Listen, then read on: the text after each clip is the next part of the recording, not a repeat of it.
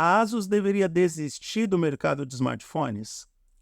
Eu sei que essa é uma pergunta polêmica, principalmente para os fãs da ASUS, e não são poucos no Brasil.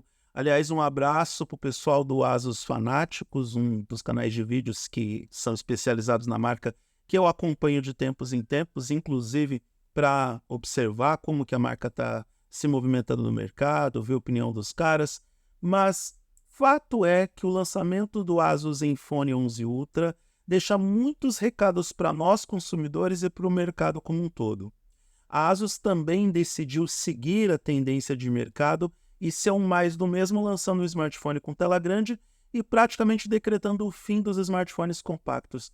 Mas, como eu já olhei para os detalhes desse produto e já mostrei aquilo que não me agradava, e na época eu prometi para vocês que eu gravaria esse vídeo, eu quero expandir a discussão e jogar a pergunta para a gente conversar. Será que a ASUS deveria seguir tentando no mercado de smartphones, enfrentando uma concorrência que tem muito mais poder de fogo, que entrega produtos mais atraentes, com preços competitivos e para a ASUS não apresentar diferencial nenhum? Será que vale a pena ela insistir e não deveria seguir com outros segmentos de mercado que ela se dá melhor e que ela consegue entregar melhores resultados? É sobre isso que a gente vai conversar hoje. Eu sou Eduardo Moreira, você está no targethd.net, um blog especializado nos principais temas de tecnologia do Brasil e do mundo. Se você gostar do que vai ver nesse vídeo, se inscreva nesse canal, dê o like para o YouTube perceber que esse conteúdo foi relevante para você e pode ser relevante para outras pessoas. Clique na sineta para receber as notificações de novos vídeos e compartilhe esse conteúdo com fãs de tecnologia entre seus parentes e amigos. Vai ser uma conversa difícil, mas é uma conversa necessária diante dos últimos acontecimentos. Mas para a gente olhar para a fotografia de presente, é inevitável voltar para o passado e ver como a ASUS estava quando começou a linha ZenFone lá no ZenFone 5. Eu acompanhei muito de perto essa história da ASUS no mercado de smartphones, a história moderna, da era ZenFone com o ZenFone 5 lá no começo da década passada. Sim, crianças, eu estava vivo naquele tempo. Me lembro dos eventos de São Paulo, o evento que teve no Memorial da América Latina. Memorial da América Latina não, no Parque de Ibirapuera. Isso, no Parque de Ibirapuera. Melhor eu me corrigir antes de qualquer outra coisa.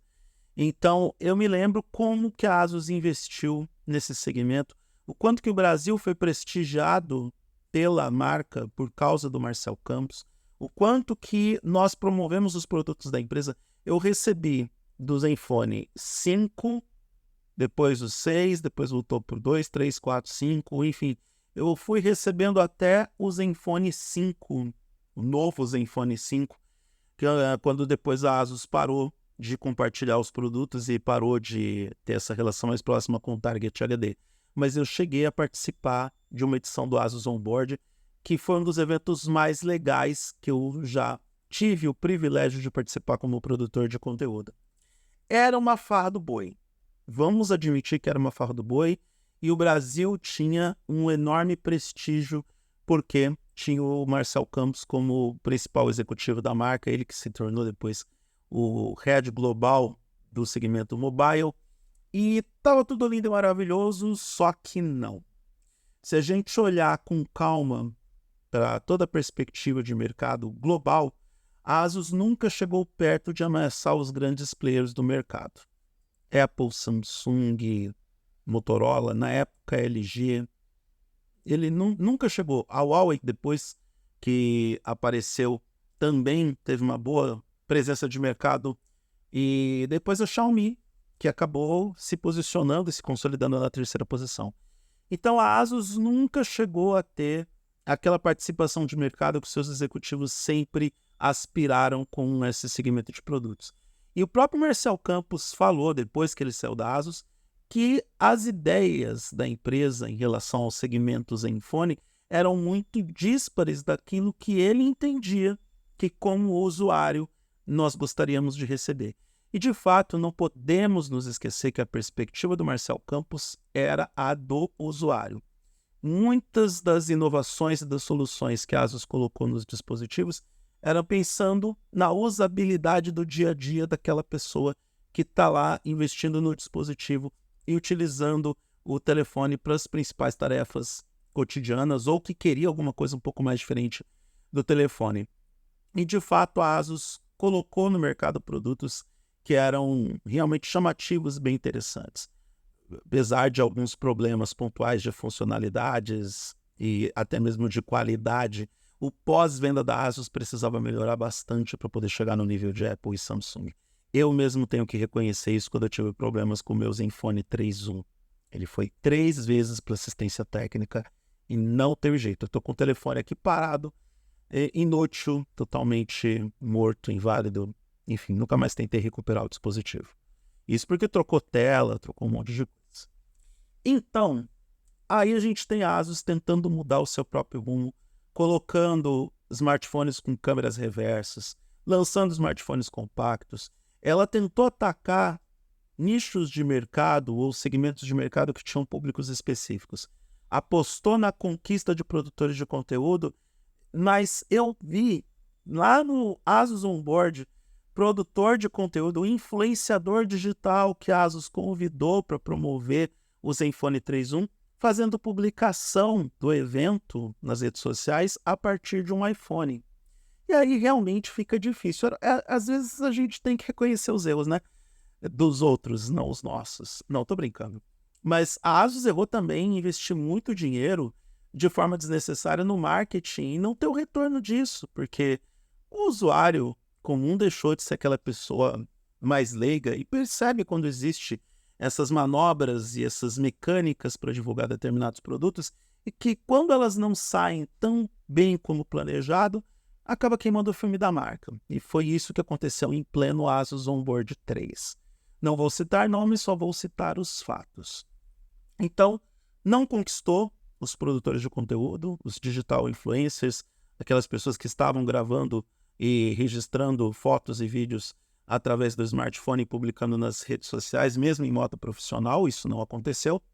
Também não conquistou o nicho dos usuários que queriam smartphones compactos e potentes, mesmo com o Zenfone 9 e Zenfone 10 sendo ótimos smartphones. Isso infelizmente não aconteceu, e eu falo até com pesar que a ASUS não conseguiu esse objetivo, porque eram produtos excelentes, propostas fantásticas, e agora a gente tem o ASUS Zenfone 11 Ultra, que com todo respeito à galera da ASUS, ele é um mais do mesmo. Ele não tem grandes diferenciais em relação à sua concorrência, e o seu preço também não é dos mais atrativos. Ele está custando lá fora a partir de 999 euros.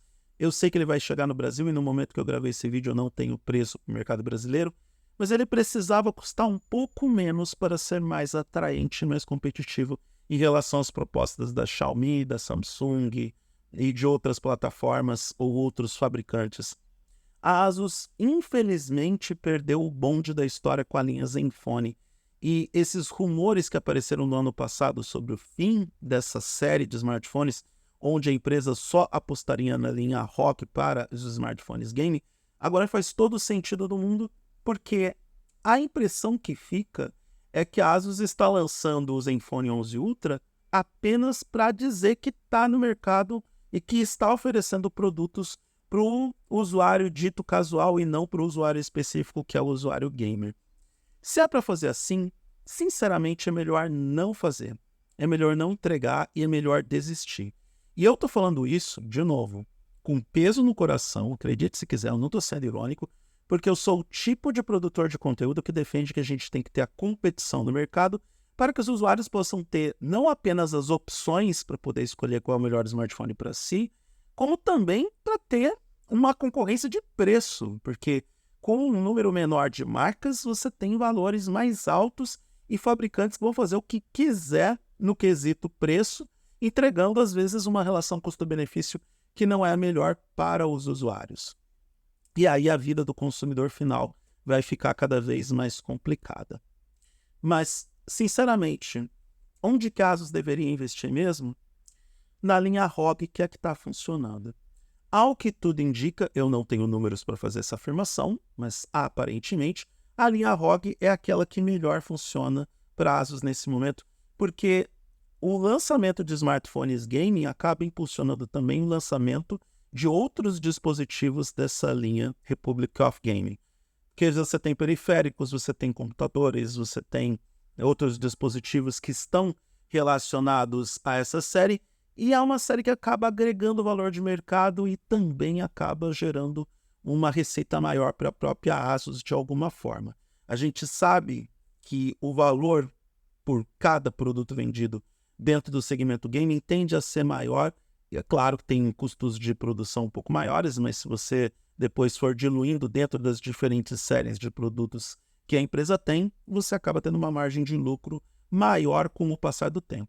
É o que aparentemente aconteceu com a linha ROG da ASUS. Então, senhoras e senhores, moças, rapazes, meninas e meninos, eu entendo que com o passar do tempo a ASUS vai desistir da linha Zenfone. Se é que já não desistiu. Eu acho que o Zenfone 11 Ultra é a última cartada ou a última pá de cal dentro dessa série para a empresa. E, de novo, ele não é um smartphone horrível. Ele é um ótimo smartphone, tem ótimas especificações. A ASUS acertou na proposta de produto, porém, ele não tem aquele diferencial para justificar a sua existência em uma competição justa com os demais players. A ASUS precisava fazer alguma coisa a mais ou de diferente nesse dispositivo ou entregar um preço mais competitivo para que ele fosse sustentável e que realmente pudesse bater de frente, principalmente com Samsung, Xiaomi e Honor. Fiquem de olho na Honor, que ela vai chegar no mercado brasileiro com seus smartphones, porque essa marca pode dar trabalho e pode oferecer produtos interessantes com preços competitivos. Se a ASUS não conseguiu, se bem que durante um tempo a ASUS conseguiu vender bem no Brasil, mas se a ASUS não conseguiu destronar a Motorola, que está bem longe de ser uma das grandes players de mercado global, mas é muito popular aqui no mercado brasileiro, fica difícil para dizer que a ASUS deve continuar na linha Zenfone. Bela tentativa com o Zenfone 11 Ultra, mas eu particularmente gostaria de receber um Zenfone 11 com tela de 6 polegadas. Mas se nem o grande público quer smartphones compactos, por que eu vou ficar insistindo nisso? Tá, eu já gravei vídeos sobre isso, é só vocês procurarem nos cards ou se não fazerem a busca no YouTube. Mas, como eu disse, a morte dos smartphones compactos é culpa nossa. Nós somos os culpados e somos responsáveis. E a ASUS entendeu isso e é por isso que nós temos um Zenfone 11 Ultra com tela de 6,78 polegadas. É isso, espero ter contribuído para a discussão de alguma forma. Siga o Target HD nas redes sociais, acesse o targethd.net para mais. Eu sou Eduardo Moreira, podem me procurar no @Eduardo Moreira para seguir essa discussão. Um grande abraço para todo mundo e até a próxima.